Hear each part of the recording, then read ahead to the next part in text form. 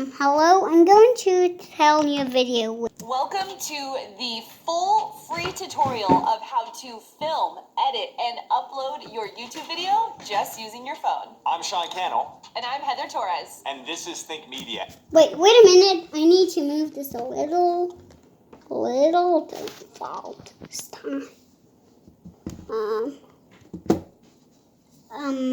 Wait. I need to move the phone a little.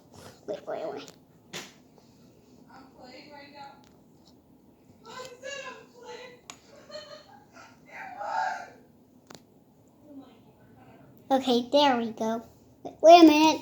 Yeah, and in this very video, we're going to be taking you through step by step our entire process for creating content for YouTube on your phone, whether you have an Android or an iPhone. And we're going to be answering your top questions from the Think Media community on each of these steps. So grab your phone, grab any accessories you have, get something to drink, get a journal, and buckle your seatbelt, because we are getting started right now. You got to just You're not in a car, right? I'm just, wait a minute. press record. To get started with video, all you need is your smartphone. And in this video, we're going to be breaking down how to shoot a video for YouTube with this. Now, we're using the iPhone 8, but if you have an Android or any other smartphone, you're going to get massive value from this video, so let's get into it.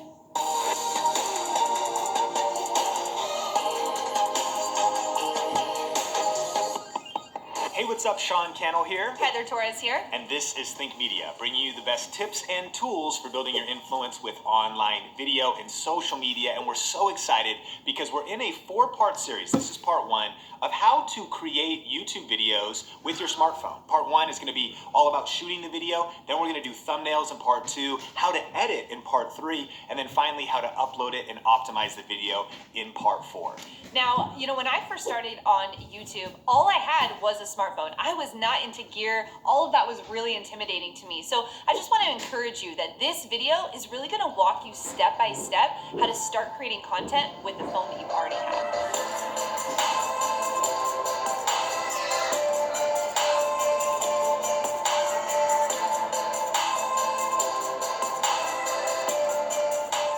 Tip number 1 is before you lock down your shot and set up any gear, put your phone in selfie mode and get a feel for the room.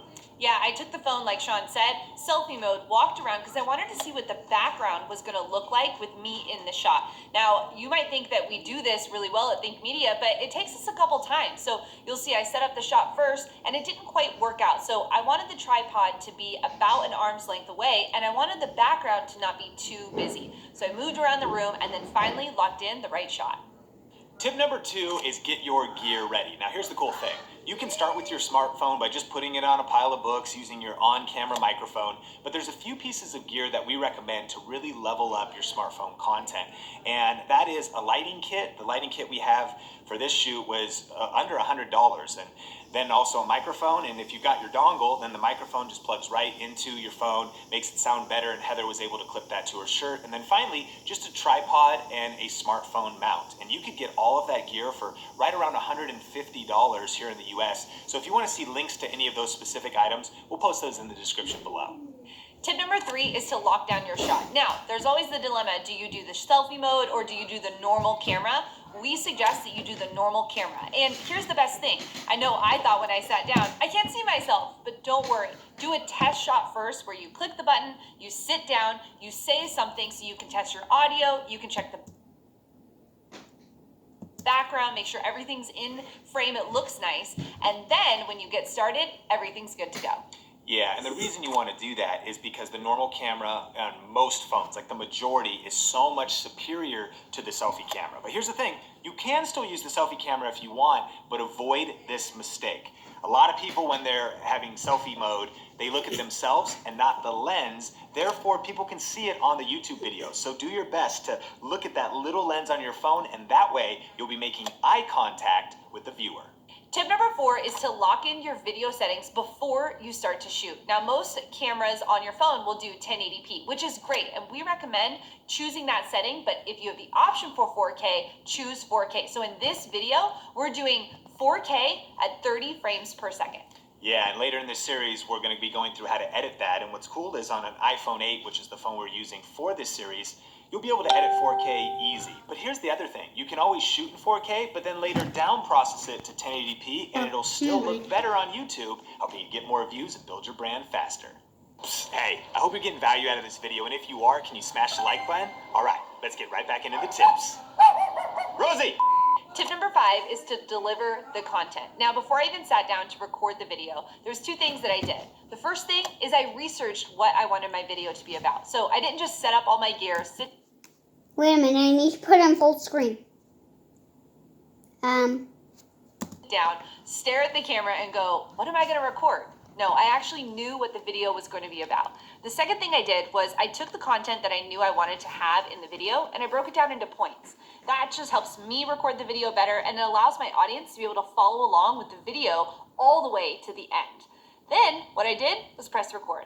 Now I walked through the entire video, and just like you, I stumbled. I had to stop and restart, and that's okay. You're not going to get it right the first time, but just keep going.